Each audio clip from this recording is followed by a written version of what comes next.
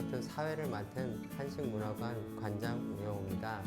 한식문화관은 농림축산식품부 산하 공공기관으로 한식진흥원이 운영하는 한식체험공간으로서요. 일반적으로 여러분들이 한식을 만들고 먹고 즐길 수 있는 공간입니다. 현재는 코로나 때문에 임시 휴관 중에 있습니다. 그래서 저희가 이번에 여러분들을 좀 찾아갈 수 있는 다양한 방법들을 연구해서 이렇게 지금 만나뵈려고 하는데요. 가장 먼저 온라인 한식 북콘서트를 개최하게 되었습니다. 앞으로도 한식문화관에서는 한식과 관련된 다양한 온라인 체험을 영상으로 여러분들께 소개하고 만나뵐 수 있을 것 같습니다. 자, 그럼 본격적으로 제2회 한식 북콘서트를 시작하도록 하겠습니다. 네, 제2회 한식 북콘서트는 임원경제지 정조지를 주제로 진행하게 됐습니다. 그럼 오늘 북콘서트를 진행해 주실 정정기 박사님을 모시도록 하겠습니다. 네. 안녕하세요, 여러분. 저는 임원경제연구소에서 근무하고 있는 정정기라고 합니다. 만나 뵙게 되어 정말 대단히 감사합니다. 박사님 오늘 만나 뵙게 돼서 너무 반갑고요. 오늘 저희 한식문화관과 함께 임원경제지의 정조지에 대해서 한번 알아보는 시간인데요. 네, 그럼 임원경제지는 무엇인지 한번 말씀을 해주시겠습니까? 오늘 이야기할 주제가 임원경제지 정조지인데요. 임원경제지는 한마디로 말하면 임원에서 삶을 일구는 도리를 밝혀놓은 책이다. 이렇게 말씀드릴 수가 있는데, 임원이라는 것은 쉽게 말하면 시골입니다. 시골. 수풀림의 동산원. 인간이라는 이 자연이 삶을 살아가는 데 필요한 최소한의 물리적인 조건, 이런 걸 말한다고 볼 수가 있고, 경제라는 건 쉽게 말하면 살림이라고 이야기를 할 수가 있는데요. 인간이 삶을 영위하기 위해서 하게 되는 모든 인위적인 삶의 행위들, 경영, 뭐 이런 것들을 경제라고 할 수 있습니다. 네. 어떤 내용들이 주로 담겨 있습니까? 임원 경제지는 다른 말로 하면 임원 16지라고도 이야기를 할 수 있는데요. 이 임원 16지는 16지라고 이야기하는 것에서 딱 눈치를 채실 수 있겠지만 16가지 분야로 구성되어 있는 그런 책이라고 할 수 있습니다. 조선 최대의 실용 백과사전이고 글자가 자그마치 253만 자나 되는 방대한 분량을 자랑하고 있습니다. 이걸 16가지 분야에 걸쳐서 인간이 일상생활을 살아가는데 필요한 지식들을 전달하기 위해서 매우 짜임새 있게 책을 구성해 냈습니다. 그래서 표제어만 해도 28,000여 개가 되고 인용문헌만 해도 853종이나 되는 그런 방대한 양입니다. 그럼 하나하나 임원 16지를 살펴가면서 짚어가면서 여러분들께 설명을 한번 드리도록 하겠습니다. 총 16가지 지로 구성되어 있는데 오늘 제가 여러분들 앞에 이렇게 불려 나온 이유는 그 중에서 제일 8번째에 속해 있는 정조지라는 문헌 때문에 불려온 거거든요. 이 정조지는 한마디로 말해서 요리 책이다 라고 이야기를 할 수 있는데, 여러분들도 아시겠지만 요리를 하려고 하면 요리를 하기 위한 재료들이 필요하잖아요. 그 재료를 마련하는 방법에 대해서 이야기해 놓은 것이 1번에서 7번까지 이르는 지인데요. 그걸 하나하나 말씀을 드리자면 1번 본리지는 곡물농사백과라고 이야기를 할 수 있습니다. 벼를 어떻게 심고 재배하고 밀을 어떻게 재배할지 그런 내용들, 식과 관련되어 있죠. 그리고 관유지는 채소 약초 농사여서 이것도 식과 관련되어 있습니다. 예원지는 화훼 농사를 다루고 있는데, 화훼라고 하는 것은 식하고도 관련이 있을 수 있고 주하고도 관련되어 있습니다. 예원지는 꽃 이런 것이기 때문에, 꽃이라고 하면 우리가 기르면서 그 아름다움을 즐기고 감상하는 것이 위주이기 때문에 주생활하고 또 뗄래야 뗄 수가 없습니다. 그리고 그 꽃을 뭐 먹기도 하고 네. 그 재배하는 과정에서 나오는 것들을 먹기도 하기 때문에 식주하고 관련이 돼 있다고 봅니다. 그런데 조선시대 서구 선생하고 동시대를 살던 사람들은 요즘같이 먹고 살 것도 없고 하는 이런 어려운 시절에 꽃이 웬 말인가 네. 하는 그런 이야기를 할 수 있거든요. 그럴 때 서유구 선생은 꼭 사람이 빵만으로 살 수 없다. 네. 네. 입으로 들어가는 것만 잘 챙겨서 우리가 건강하게 살 수는 없다.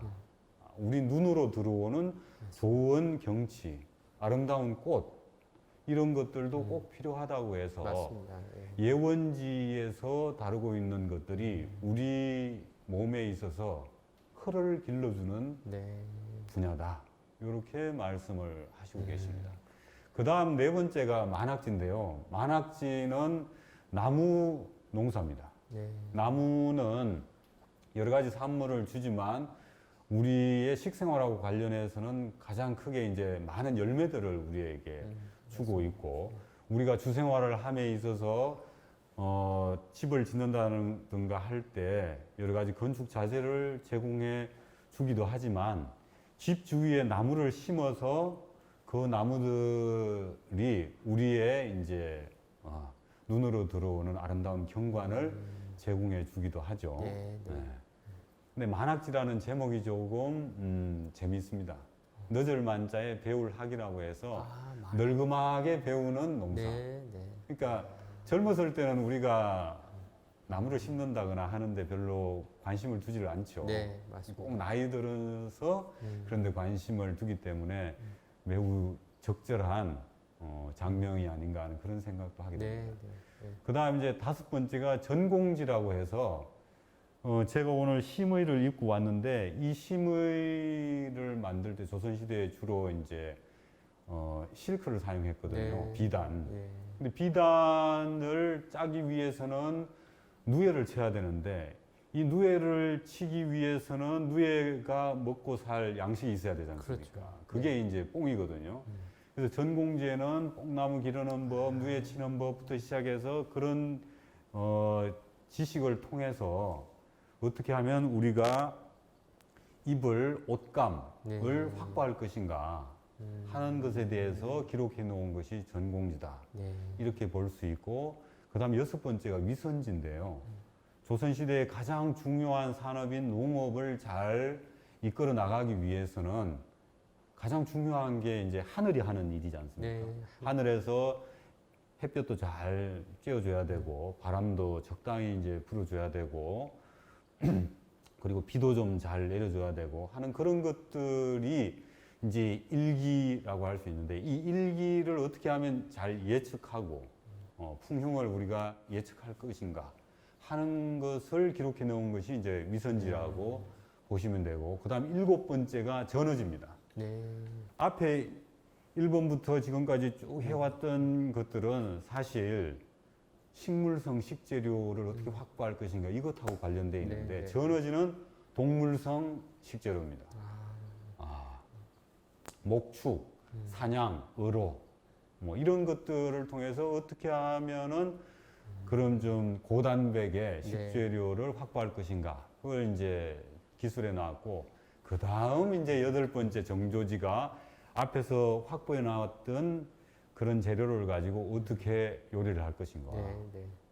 정과 조는 솥과 도마라고 해서 네. 대표적인 조리 도구지 않습니까?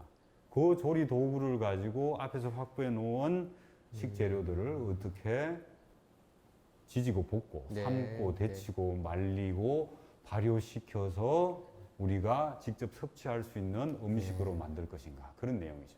그 다음 이제 지금까지 여덟 번째 지까지 했고 그 다음 아홉 번째 지부터 16번째 지까지 간단하게 한번 살펴보도록 하겠습니다. 아홉 번째는 섬용지라고 해서 의식주와 관련된 내용이 모두 들어가 있습니다. 제가 지금 심의를 입고 왔는데 이 심의를 어떻게 지을 것인가, 네. 만들 것인가 하는 네. 내용, 그 네. 설계도도 섬용지에 들어가 있고 집을 어떻게 지을 것인가, 실제로 건축을 어떻게 할 것인가의 내용을 담아놓은 것이 또 섬용지입니다. 그리고 여러 가지 공업 지식들, 네. 요업 지식들, 어떻게 항아리를 굽고, 네. 어떻게 우리가 매일매일 우리 얼굴이나 몸을 단장할 때 쓰는 이 화장대 같은 것들을 만들고 그 안에 어떤 물건들을 채워놓고 네. 또 옷을 지을 때 필요한 바늘 같은 걸 어떻게 만들고 하는 그런 내용들이 다 이제 서명지에 들어가 있죠. 그 다음 10번째, 11번째가 보양지하고 인재지인데요. 이 보양지와 인재지는 의학 파트입니다.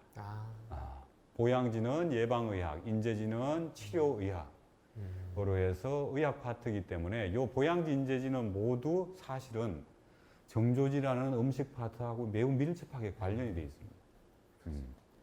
어떻게 관련이 되어 있냐면은 보양지는 예방의학이기 때문에 어떻게 하면 사람을 잘 먹여서 병이 들지 않게 할 것인가. 네. 어떻게 하면 운동, 체조, 도인수를 잘 활용해서 건강하게 살 것인가. 이런 내용들을 담고 있거든요. 네. 그래서 음식하고 매우 밀접하게 관련되어 있는 것이 보양지고 인재지는 뭐 의학책이니까 당연히 음식하고 네. 밀접하게 관련이 되어 있습니다. 그 다음 12번째 파트가 향내지라고 해서 네. 의례에 관련되어 있는 파트입니다. 여러분들 의례하면은 조선시대 의례하면 관원상제가 딱 네, 떠오르지 맞습니다. 않습니까? 맞습니다. 예, 관장님도 네. 잘 아시겠지만 관원상제는 또 음식하고 뗄래야 뗄 수 없는 그런 그 행사죠. 네네. 예. 그리고 그런 향내지가 음식하고 관련되어 있다는 또 명확 관화하고 그리고 향내지에는 관원상제 외에도 향음주례나 향사례라는 파트가 들어가 있습니다. 향음주례는 사람들이 모여서 어떻게 술을 같이 마실 것인가.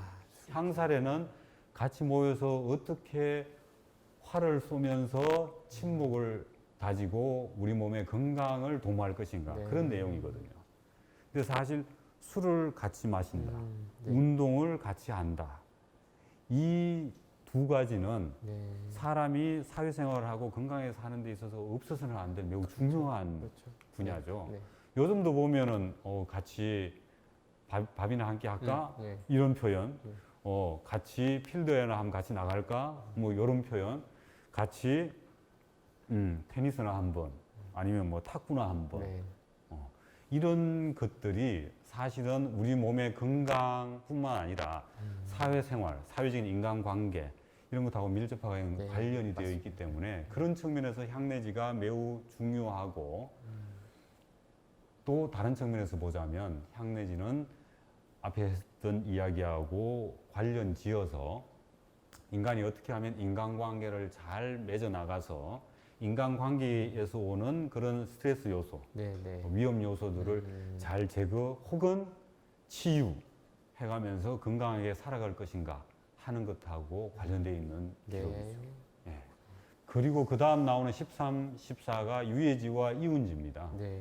유해지와 이운지는 쉽게 말하면 취미생활. 네. 어떻게 하면 우리가 먹고 마시고 즐기는 생활에서 조금 더 고차원적인 독서도 하고 그림도 그리고 네. 악기 연주도 하고 글씨도 쓰고 차도 좀 마시고 네. 향도 좀 피우고 뭐 꽃도 즐기고 네. 하는 그런 여러 가지 생활들을 펼쳐놓은 것이 이운지다. 네. 그렇게 설명을 드릴 수가 있겠고 네. 특히 또 이운지는 식뿐만 아니라 주생활하고도 관련되어 있는 게 이운지에 들어가면 첫 번째 파트가 우리의 주거 환경을 어떻게 설계할 것인가 하는 그런 내용들이 또 들어가 있거든요. 그래서 주생활하고도 매우 밀접하게 관련되어 있는 게 저 이운지다. 그렇게 말씀을 드릴 수 있겠습니다. 그 다음 15번째가 상택지인데 상택지는 한마디로 어디에서 살 것인가. 어디에서 살 것인가를 상택지에서 딱 정했다 하면 그 살고자 하는 그 공간을 어떤 식으로 조경하고 배치하고 하는 게 이운지에 들어가 있고 아홉 번째 서명지에 설계가 되었으면 배치가 끝났으면 그 건물을 그 우물을 그 부엌을 실제로 어떻게 만들어 갈 것인가 하는 내용이 서명지에 들어가 있다고 보면 되겠죠. 그 상택지에는 집터를 어떻게 잡을 것인가, 네. 명당이 어디냐, 네, 네. 그런 내용이 들어가 있는 것이고, 16번째 예규지에서는 장사에 능했던 유명한 사람 중에 계예와 백규라는 사람이 있는데 네. 이 사람의 상수를 취한다라고 해서 예규지라고 이름을 붙여놓은 거거든요. 임원 16지 각각의 지를 보면 이름 붙여놓은 것들만 한번 잘 풀어봐도 임원 16지, 임원 경제지의 편찬 의도, 정신 이런 네. 것들이 어느 정도 파악이 된다고 할 수 있습니다. 네. 예, 그다음 지금까지 임원 16지에 대해서 임원 경제지에 대해서 간단하게 살펴봤는데요. 네, 네. 요걸 제가 노래로 한번 네. 간단하게 정리를 해봤는데 다는 못 해보더라도 앞에 몇 대목이라도 한번 같이 읽어볼 수 있지 않을까 네, 하는 네, 생각으로 예. 한번 제가 노래를 못하기 때문에 흥겹게 그냥 네. 읽어본다는 네, 정도로 네, 네. 한번 읽어보겠습니다. 알겠습니다. 조선 최고의 천재 풍석 서유구 선생께서 네. 망고의 귀하고도 위대한 유산 임원경제지를 남기셨는디 하이. 할아버지 서명은공 보만제집 갖췄으며 부친이신 수호수공 실용지약 넘쳐나네 형님이신 서유봉과 형수이신 빙의각은 고륙지친 아니랄까 하는 사업 영락 없다. 윗대에서 이룩한 공 정리하고 빚내이고 빠진 부분 보충하고 새로운 것 엮어냈네. 아이고 좋습니다. 네. 그 다음 예. 보시겠습니다. 네. 임원경제 제1지는 곡식풍년 농사백과 네. 본리지로 정리하니 처음과 끝 정연하다. 임원경제 제2지는 채소약초 농사백과 관유지로 엮어내니 우리 밥상 좋아보소. 그 다음 임원경제 제7지는 사냥으로 동물백과 전어지로 쌓은 지식 논밭 한개 초월하네. 임원경제 제8지는 음식과 술 조리백과 정조지로 담아내니 수저보다 만일세. 좋습니다. 네. 임원경제 12지는 통내 사례 의례백과 향내지로 구축해낸 마을문화 반듯하네. 임원경제 13지는 독서유계 교양백과 유예지로 논의는 듯 기회들로 여유롭네. 임원경제 16지는 생활경제 상업백과 재테크의 장사술의 계예백규 본을 따니 예규지로 방방곡곡 생산물이 넘쳐나네. 그 다음은 네. 관장님이 한번. 아서라 임원경제 어찌 말로 다할 순가 풍서 선생 귀한 업적 예물에만 높은 뜻을 세계 만방에 알리고저. 예. 좋습니다. 예. 아이고 아주 잘해주셨습니다. 아유 감사합니다. 예, 요것만 하면 또 여러분들이 섭섭하실까봐 네, 네, 네. 핵심을 조금 더 한번 말씀을 드리고 네. 이제 넘어가도록 네, 하겠습니다. 네, 알겠습니다. 임원경제지 살림원리라고 해서 요 16지 중에서도 특히 좀 우리 음식, 네. 습생, 네. 보양 이쪽하고 관련된 내용들을 제가 좀 뽑아봤는데요. 전어지라고 하면 요즘 현대인들이 참 좋아하죠. 네. 고기 드시고 네. 생선회 즐기시고 하는 걸 좋아하는데 공자님도 말씀하셨듯이 우리 조상님들 생활 속에 배어 있듯이 고기는 적당히 정말 적당히 네. 즐기는 것이 좋다. 그리고 정조지에서는 많은 음식들을 살펴봤지만 네. 내 손발, 내 수족으로 직접 나의 구미를 네.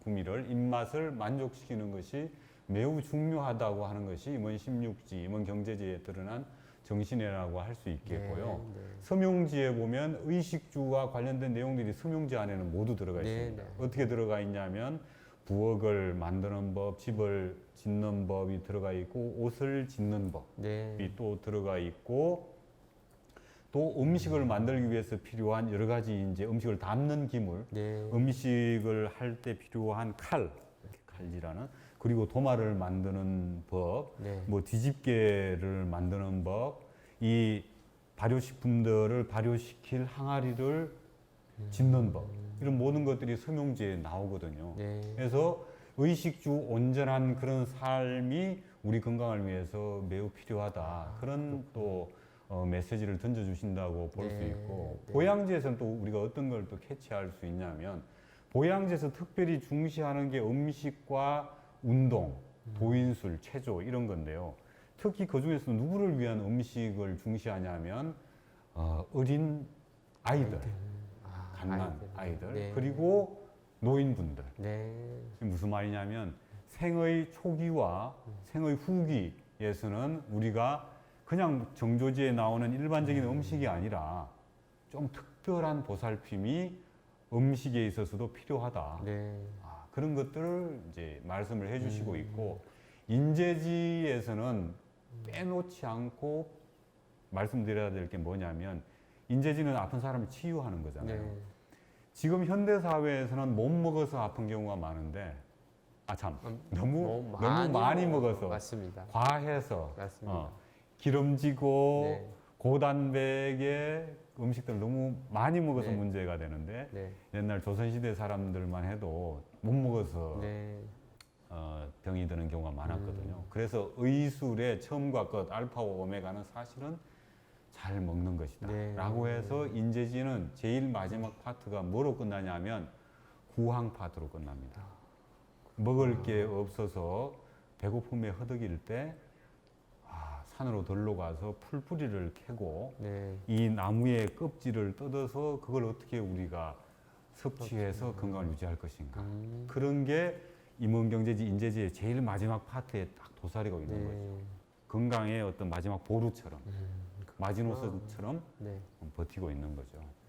그리고 마지막으로 향내지를 언급하고 넘어가고 싶은데요. 네. 습생이라고 하면 운동하고 잘 먹고 네.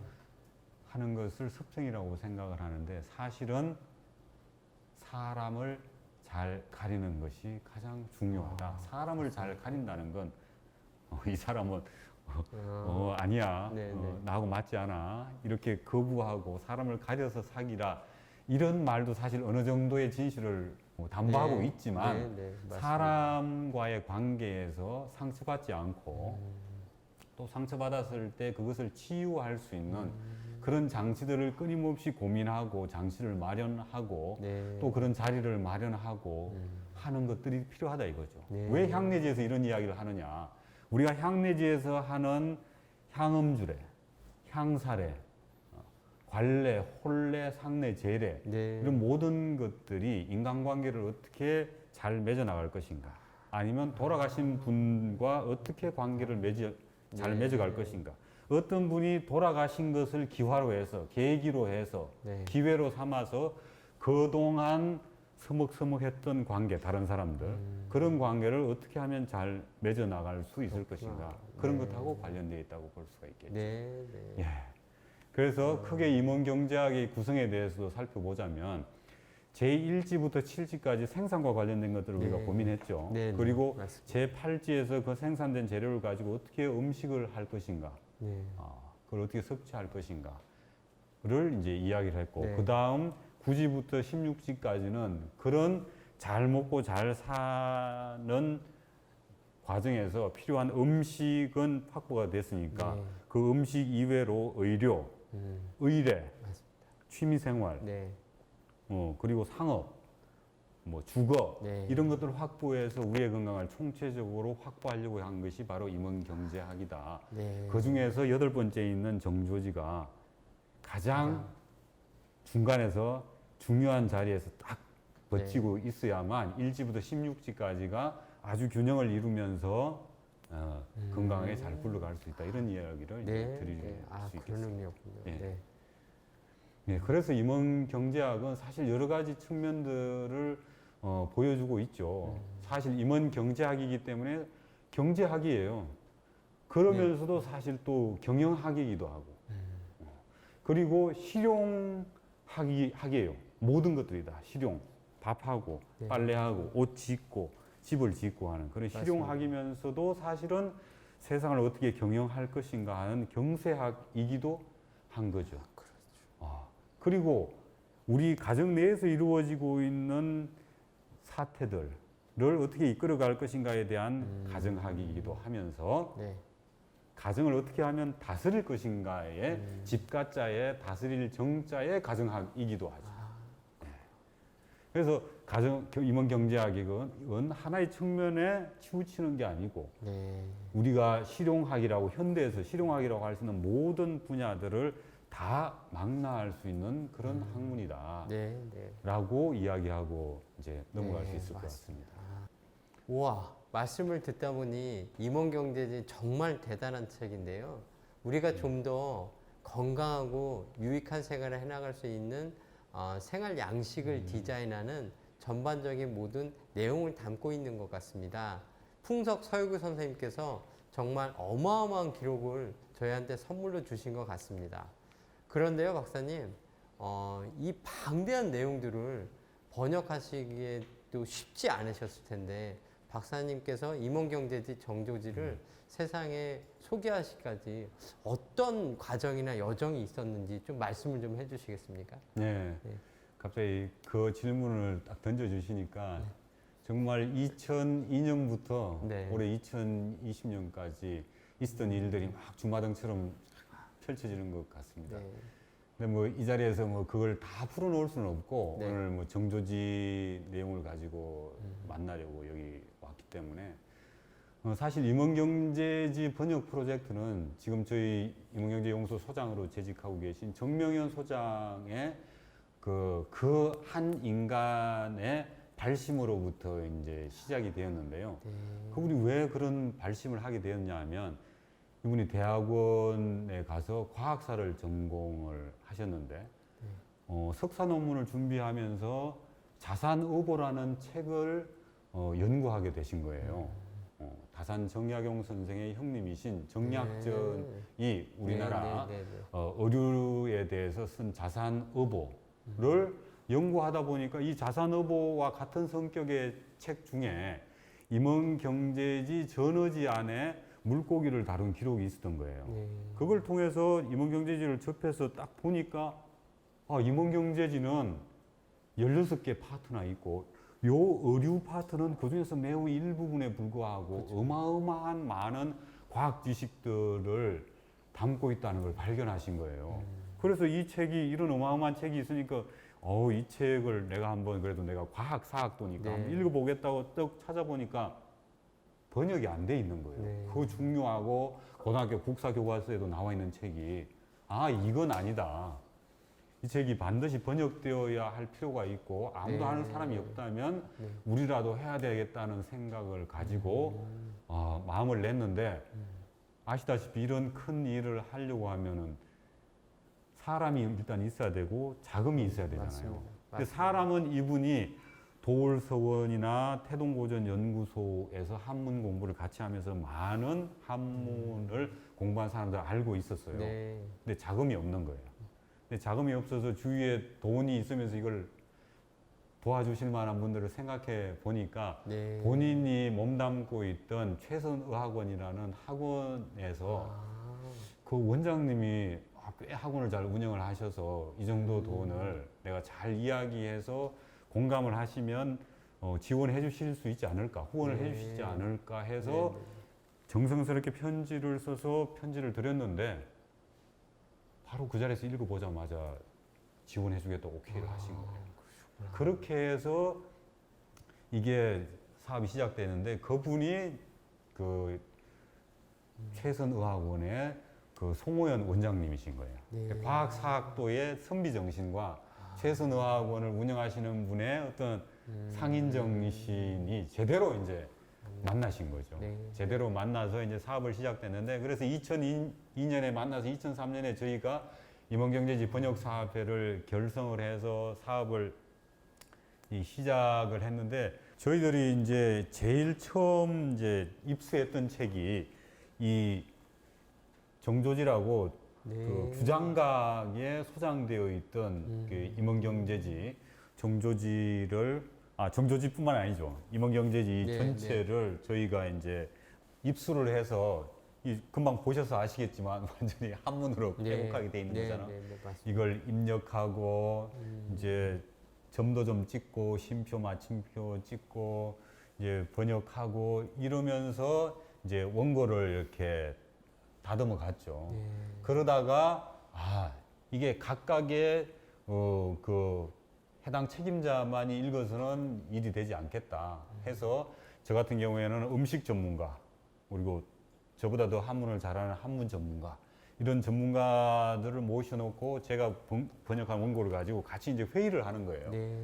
이게 한문은 제대로 잘 번역이 되었는지 조리 용어들은 제대로 적당하게 현대적으로 통하는 용어로 잘 번역이 되는지 이런 식으로 사업을 계속 이렇게 진행을 하다 보니까 네. 그 하던 와중에 또 필요해서 일본에 가서 오사카 부립도서관에 가서 거기에 소장되어 있는 자료도 이제 또 촬영을 해오고 그 자료도 또 이렇게 대조를 해보니까 우리 규장각에 있는 자료하고 또 다른 점이 있어가지고 또 비교해서 또 바로 잡기도 하고 뭐 그런 식의 과정을 거치다가 2008년쯤에 오면 저희가 사단법인을 설립해서 2009년에는 처음으로 임원 16지 중에서 제일 첫 번째 지인 본리지를 출간을 하게 됩니다. 본리지를 출간하면서 저희가 이제 파주로 이사를 이제 가기도 합니다. 그 전에는 이제 서울 이제 홍대 쪽에 사무실이 있었는데 아무래도 서유구 선생의 고향인 파주 넓은 장소에 들어가서 사업을 추진하는 것이 이후 이제 후속 작업이나 여러 가지 뭐 공간적인 문제나 뭐 그런 것들에서 도움을 많이 받을 수 있겠다고 생각해서 저희가 이동을 했고 2011년에는 저희 그 번역 사업을 후원해줄 후원회도 결성을 하고 앞서 갔던 이제 오사카 부립도서관에서 했던 자료조사가 불충분한 부분이 있어서 다시 2012년에 또 가서 조사를 하기도 하고 그리고 임원 16지를 모두 다 내기까지 아직 시간이 많이 남았는데 이 내용들을 좀 일반인들에게 알려드릴 필요가 있겠다라고 해서 임원경제지 개관서를 1632페이지짜리 아주 큰 책을 또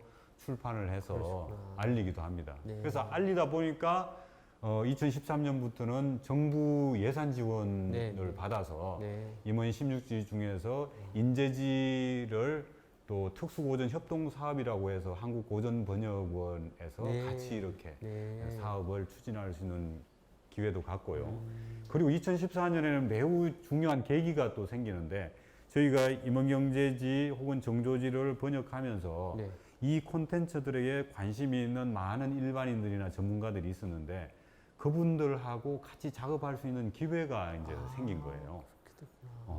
음식 전문가분들하고 작업을 하다가 그 중에서 정조지 안에 있는 레시피 중에서 현대인들에게 유용한 좋은 레시피들을 아주 좋은 레시피들 편하게 잘 응용할 수 있는 그런 레시피들을 뽑아서 풍석 서유구 선생의 생명밥상 같은 그런 책을 내기도 하고 해서 이런 콘텐츠들이 어떻게 현실과 접목이 돼서 일반인들과 만날 수 있을 것인가 그런 고민들도 풀어내고 있고요. 드디어 올해 2020년 7월에 이 정조지가 완간이 돼서 나올 예정이고요. 지금 현재는 이 정조지가 4권으로 나올 예정인데 지금 총 4권 중에서 2권이 지금 나와 있고 3권은 이제 며칠 뒤면 이제 인쇄돼서 나오고 1권, 4권도 뭐 7월 초에 나올 예정이라서 7월 중에는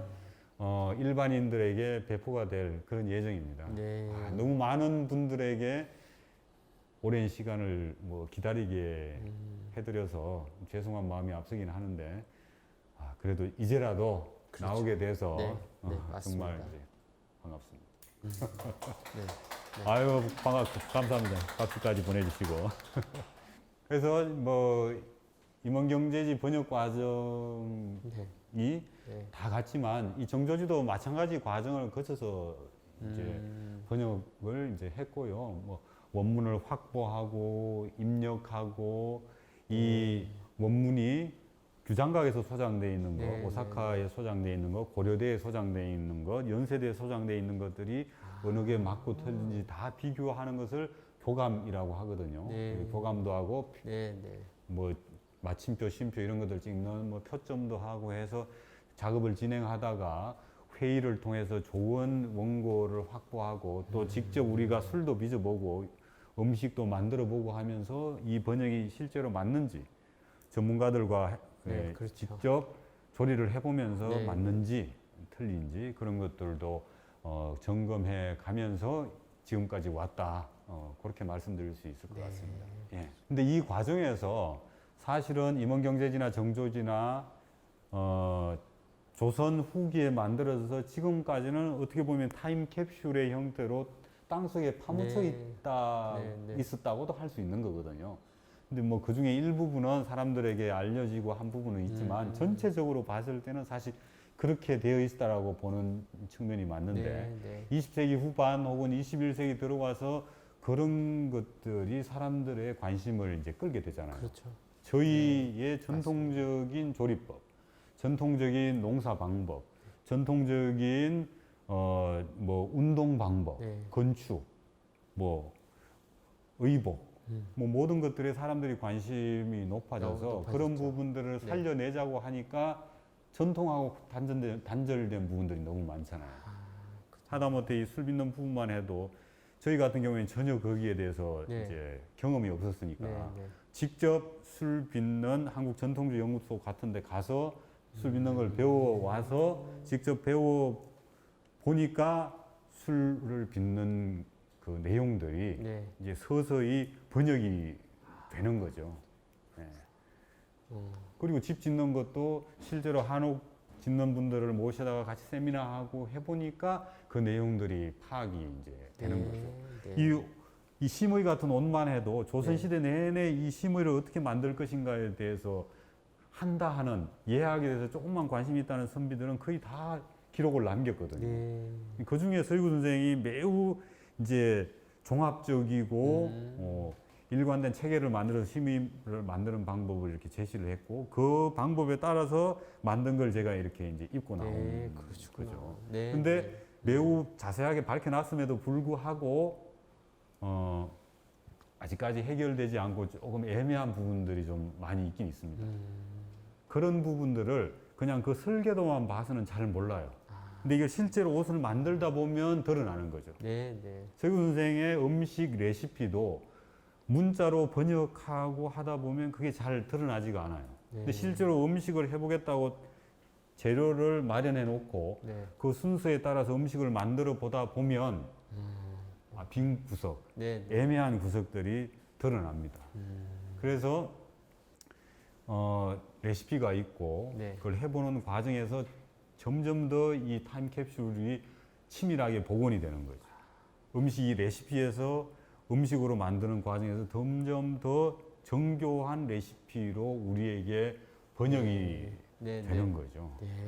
그런 과정을 거쳐서 지금 현재에 도달한 거고 저희가 항상 임원경제지 정조지를 번역하면서 유의하는 게 뭐냐면 이 책을 한문에서 한글로 그냥 단순히 언어만 바꿔놨다고 해서 전달이 되는 것이 아니다. 직접 만들어 보고 이 기계를 만든다, 옷을 짓는다라고 했을 때 그 방법을 설계도를 직접 그림으로 그리고 혹은 CAD로 그려서 그 설계도대로 돌아가는지 구현해 보고 하는 것들을 거치면서 사파도 번역이다. 사진 하나 남기는 것도 사실 번역이다. 만들면서 그런 내용들을 마음에 되새기면서 하고 있고 계속 끊임없이 우리가 번역을 해야 되겠다는 생각을 가지고 있고 끊임없이 연구하면서 번역해야 되겠다는 그런 생각을 하죠.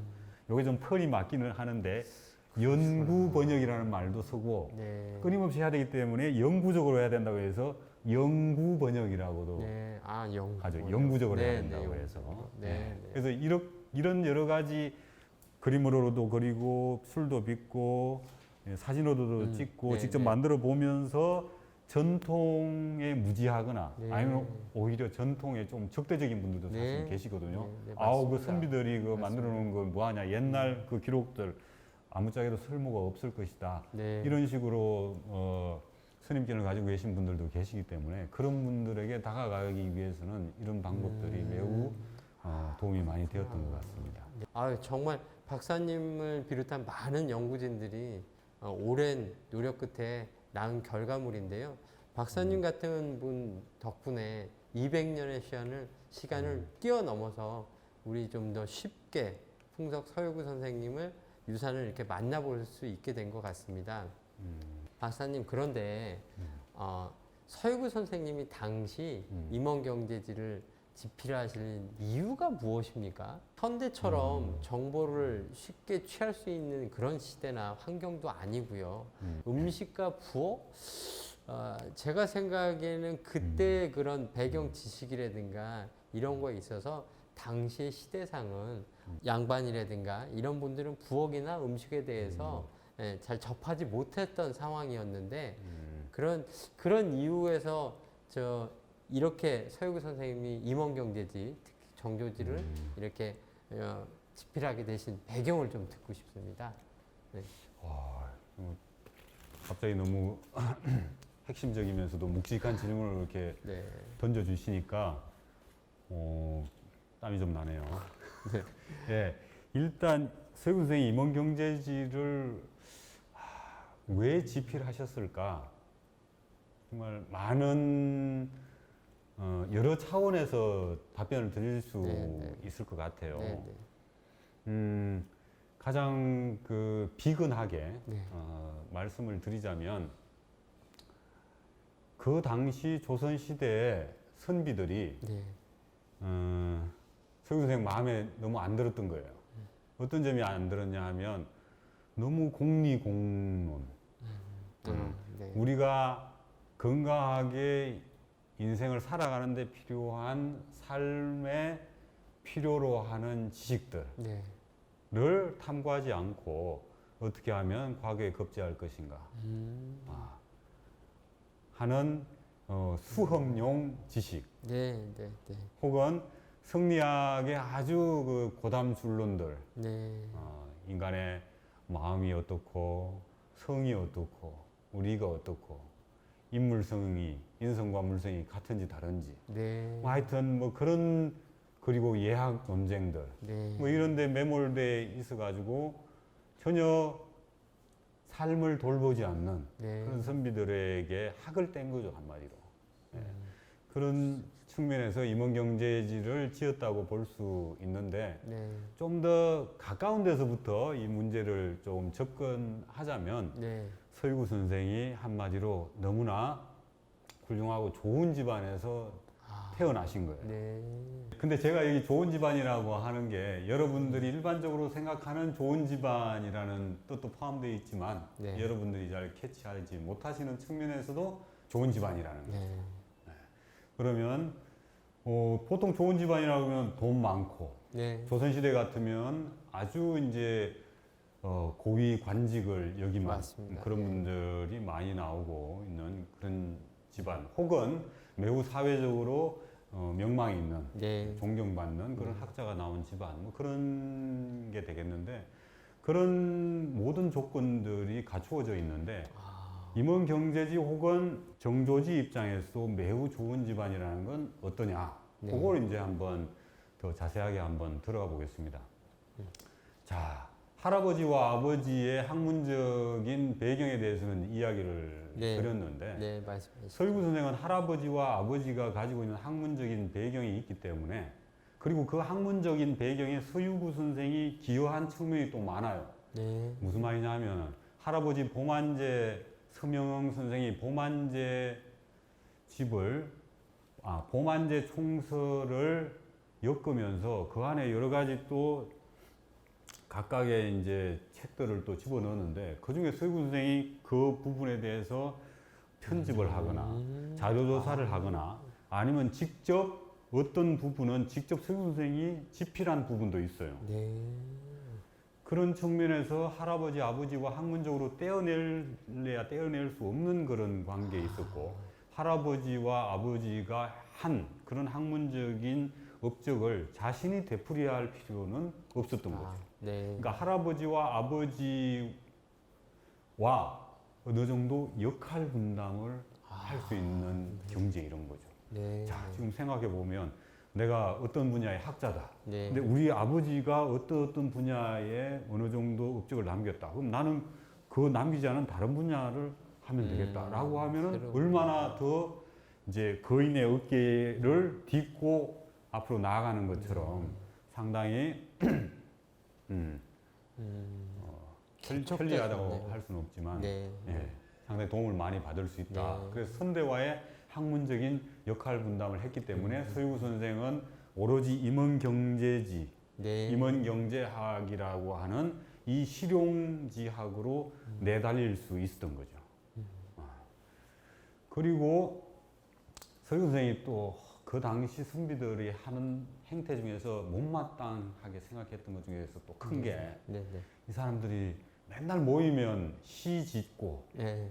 술 마시면서 노는 거예요. 근데 서유구 선생은 그래서 그런 꼬라지는 내가 절대로 보기 싫다고 해서 젊었을 때는 나 시 안 지어 네. 라고 해서 젊었을 때는 시를 지은 게 있기는 있지만 거의 드물어요. 많이 없어. 근데 옛날 서유구 선생 이전이나 이후나 일반적인 선비들 문집을 보면 시가 그렇게 많은데 이분은 그렇지 않은 거예요. 이분은 시를 나중에 은퇴하고 나이 드셔가지고 시를 이제 지었어요. 그때는 후학들을 가르치면서 같이 어울리고 지도하면서 필요에 의해서 이제 시를 지은 거죠. 네. 근데 그 시도 사실은 임원경제지스러운 시를 지어요. 다른 사람들이 짓는 일반적으로 실용적인 놀러 가서 짓는 네. 그런 시가 아니고. 네. 예. 그래서 학문 경향이 그렇게 다르다. 다른 학자들하고. 그리고 이분은 또 이런 실용지학을 임원경제지를 집필하지 않을 수 없었던 게 네. 18년 동안 고향인 장단으로 내려가서 직접 농사 짓고 네. 물고기 잡고 네. 어머니 밥도 직접 해드리고 하면서 일상생활을 몸소 꾸려 나가시는 거예요. 네. 그렇게 하다 보니까 임원경제지라고 해서 여기 집적되어 있는 지식이 그냥 공허한 지식이 아니고 본인이 직접 하루하루 살아가는데 꼭 필요한 지식들을 모아놓은 게 되죠. 네. 실생활에서 실생활에서 꼭 네. 필요한. 네. 그래서 임원경제지를 이분이 지을 수밖에 없었다. 집필할 수밖에 없었다는 거죠. 그리고 이분이 또 지방관으로 네. 전북 그때는 참 전북은 없었는데 그냥 전라도였죠. 전라도 네. 순창으로 군수가 되어서 첫 지방관으로 그쪽으로 가고 네. 그다음 나중에 또 전라도 관찰사로 전주로 또 내려가신 경험이 네. 있고 해서 전라도는 뭡니까? 우리나라의 농업의 센터 중에 센터 핵심 중에 핵심이잖아요. 맞습니다. 네. 그곳에서 살면서 가학으로 내려오던 농학, 본인이 집대성한 이 임원경제지 이런 학문들을 펼쳐볼 수 있는 그런 기회들을 가졌다. 네. 그런 것들이 상당히 중요한 네. 배경이라고 할 수 있겠습니다. 네. 네. 예. 그 중에서 특별히 좀 가학의 전통을 집안의 학문이 어떤 식으로 전승되어 왔는지 네. 그 전통을 간단하게 한번 살펴보자면 네. 네. 서유구 선생의 7대조로 약봉 서성 선생이 있습니다. 왜 약봉이냐 하면 자기가 살던 곳이 약봉이에요. 그럼 약봉이 어디냐? 저기 서울역 뒤편에 가면 지금 약현성당 혹은 중림동 성당이라고 네네, 불리는 네. 성당이 네. 있는 자리가 있는데 네. 거기가 옛날에 약산이라고 불렸습니다. 왜 약산이냐면 약자의 뇌산자거든요. 네. 약초 재배하던 산이었어요. 그 나지막한 그 산이. 네. 그래서 그쪽 언덕에서 사셨는데 거기에 자리를 잡은 게 언제냐 하면 약봉서성 선생의 어머님이 고성이시세요. 안동에 있는 네. 임청각 네. 그 집안 분인데 그 서성 선생의 아버님이 거기 장가를 가서 서해라는 분인데 아들을 낳았는데 아들 낳고 얼마 안 있다가 바로 돌아가신 거예요. 그러니까 그 어머님이 이 아들을 여기 시골에서 혼자 아버지도 안 계신데 여기서 키우다가는 인물이 안 되겠다 싶어서 서울로 데리고 와서 자리를 잡은 곳이 이제 약산, 약현, 중림동 네. 그쪽인 거죠. 예. 근데 이분이 이 어머님이 고성희 씨 이분이 술을 엄청나게 잘 빚었어요. 그분이 빚은 술이 약산춘인데 그 약산춘이라는 술에서 약주라는 술의 명칭이 유래됐다. 이런 설이 있을 정도로 이제 유명하셨던 분이에요. 그리고 그 고성희 씨 그 어머님이 약주뿐만 아니라 뭐 약과, 뭐 약밥 이런 것도 만드셨다. 뭐 이런 이야기도 이제 집안에서는 전해오고 있는 걸로 그렇게 알려져 있습니다. 그러시군요. 그다음 이제 보만제 서명흥 선생이 신혼기에 부엌 출입이 잦았다. 이런 얘기는 뭐 아주 유명한 얘기고. 그다음 서유 선생의 어머님이 또 한산 이시세요. 한산 이시. 한산 이시 하면은 한산 이시 제일 유명하신 분 하면은 여말선초 고려 말의 아주 대학자 이세라는 분이 계신데 그분이 계셨던 곳이 한산이고 한산 모신하는 거고 지금으로 보면은 이제 충남 서천 이쪽 동네 소곡주 유명한 그 동네가 되겠습니다. 거기 분인데 서유 선생의 어머님이 한산 이시신데 이분이 또 음식 솜씨가 너무 좋으신 거예요. 이분이 음식 솜씨가 얼마나 좋으셨던지 그 음식 재료는 조금만 쓰고도 음식 재료를 많이 쓴 사람에게 거의 비등비등할 정도 음식을 잘 하시고 또 음식 솜씨가 또 얼마나 좋으셨는지 집안의 하인이나 아니면 집안의 어떤 그 여인들이나 음식을 잘 못하는 사람이라도 데리고 와서 음식을 가르치면 또 이 사람들이 음식을 또 귀신같이 잘 하는 거예요. 다들 음식 선수로 만들어 버려요. 그런 음식에 이제 귀재셨고 그 어머님이 그리고 그 형수님은 빙의학 이시라는 분인데 이분이 또 서유 선생의 임원경제지나 마찬가지 성격을 갖는 투합총서라는 종합생활백과사전을 이제 집필하셨죠. 음식 책일 수도 있고 이런 옷을 만들고 길쌈하는 그런 책일 수도 있고 여러 가지 이제 생활에 필요한 모든 지식들을 망라하고 있는 투합총서. 이분이 빙의학 이시는 전주이시라서 한산 이시인 그 어머님하고는 약간 다른 집안에서 이제 오셨습니다. 근데 이 한산 이시가 어떤 말씀을 하셨냐 하면 아들 손을 이렇게 붙잡고 언제적 얘기냐면 아들과 이 장단에서 18년 동안 고생스럽게 이렇게 생활하실 때 아들이 이제 농사도 짓고 하는 그런 손을 붙잡고 너는 이렇게 농사를 짓다가 손이 다 이렇게 부러뜨고 이렇게 했는데 서울에 가면 농사나 길쌈 이런 거는 전혀 모르는 사람들이 벼슬살이 한다고 이렇게 떵떵거리면서 하고 있겠구나. 그런 사람들이 그렇게 정치를 한다고 하고 있으니 우리나라 정치가 제대로 되겠냐는 그런 걱정 섞인 그런 발언을 이제 하시죠. 그리고 한산이 씨는 이제 좀 꼰대 같은 말씀도 하셨네요. 부녀자가 이제 책과 역사를 익히는 것보다 음식하고 의복장만하는 것을 잘 해야 된다. 이런 말씀도 하셨는데, 그러니까 이 말이 무슨 말이냐면 이 조선 중기 정도 되면 한양이 어느 정도 도회지로서 자리를 잡고 하게 되면 어떤 풍조가 있게 되냐면 남자건 여자건 선비건 이제 부인들이건 간에 남자는 사실 선비가 되었더라도 밭을 갈고 생산적인 노동에 종사할 수 있거든요. 맞습니다. 양반집 부인이라고 하더라도 길쌈하고 옷감을 직접 직조하고 음식을 할 수 있거든요. 근데 남자고 여자고 이런 것들을 등한시하고 그런 것들은 아래 것들 혹은 신분이 낮은 사람들이나 할 일이라고 도외시해 버리는 거예요. 맞습니다. 그러니까 남자고 여자고 다 생산적인 노동을 천시하고 배관시하는 그런 사회 풍조가 있게 되고 그걸 이제 서유 선생이 비판하면서 토갱지병이라는 이야기를 하죠. 흙으로 만든 국, 종이로 만든 떡, 흙으로 국거리고 종이로 떡 만들 인간들이라는 거죠. 네, 네. 아주 이제 삶에 직접적으로 와닿는 그런